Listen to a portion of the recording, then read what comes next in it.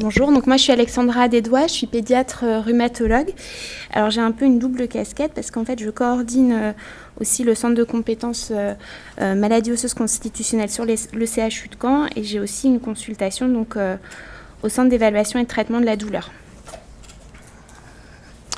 Donc en fait on est 3 praticiens sur cette consultation.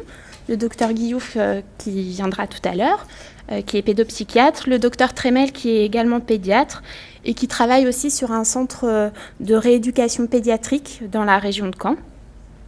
Et puis donc moi, voilà, on a aussi des liens privilégiés avec l'autre centre de référence de la filière Oscar, avec nos collègues généticiens qui depuis peu de temps sont dans le même bâtiment que le CETD. Donc c'est aussi très intéressant parce qu'on a développé plein de collaborations. Donc on a aussi Madame Pape qui nous aide, qui est notre infirmière, et puis on a 2 secrétaires. Donc sur le CHU de Caen, en fait il y a plusieurs sites. Donc le centre de compétences maladies rares, maladies osseuses constitutionnelles est situé sur le site principal du CHU. Le CETD et la génétique sont sur un autre site. Donc là je vous ai mis le nouveau bâtiment. Donc on est au 2e étage. On a des nouveaux bâtiments qui sont tout neufs, donc on n'a pas résisté à l'envie de vous mettre des photos de ce beau bâtiment. Et on a une salle spécifique pour les enfants, à la fois une salle d'attente et une salle de consultation pour que tout le monde puisse attendre sereinement. Donc les avantages pour moi en tout cas de travailler également sur le CETD, c'est que vraiment on a des liens privilégiés avec les différents acteurs de la prise en charge des patients de la filière Oscar, les pédiatres, les généticiens, les chirurgiens, parce que je suis en fait la pédiatre du service de chirurgie pédiatrique, nos collègues rééducateurs et puis nos collègues algologues, plus adultes mais aussi pédiatriques. Tout ça, ça permet aussi qu'on prenne mieux en charge à la fois les douleurs aiguës et chroniques. Par exemple, pour les fragilités osseuses, moi, j'ai plus d'appréhension à prescrire de la morphine en anticipé en expliquant bien aux parents comment l'utiliser.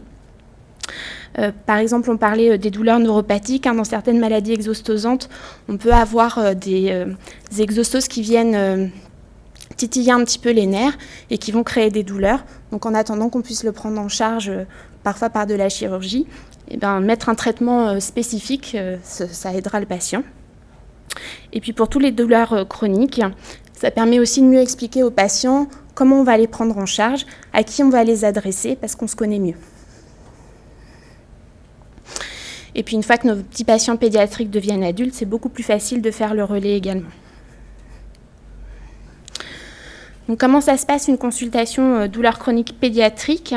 Donc, pour la pédiatrie, il n'y a pas d'adressage systématique par un médecin. En fait, les parents peuvent prendre rendez-vous d'eux-mêmes. Et puis, on utilise aussi le modèle biopsychosocial pour vraiment prendre en compte toutes les facettes du patient. Donc, ses antécédents, ce qui motive la consultation. On prend en compte évidemment l'entourage et l'histoire familiale, les activités scolaires et parascolaires, le retentissement de la douleur, et puis aussi les intrications avec parfois les signes visibles de la maladie qui peuvent entraîner au niveau émotionnel des comportements qui peuvent augmenter la perception de la douleur. Donc il y aura également un examen clinique. Et puis à l'issue de la consultation, on établira un projet thérapeutique en fonction des attentes du patient, en collaboration avec lui et sa famille. Donc parfois, ça passe par des traitements médicamenteux, mais pas toujours. Et puis toutes les techniques de traitement non médicamenteux que l'on peut proposer.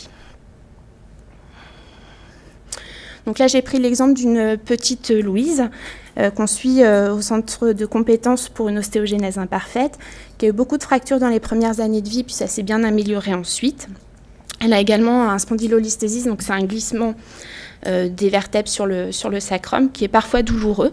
Et elle a fait aussi une algodystrophie suite à une fracture de cheville. Donc on a mis en place des traitements à la fois médicamenteux et non médicamenteux.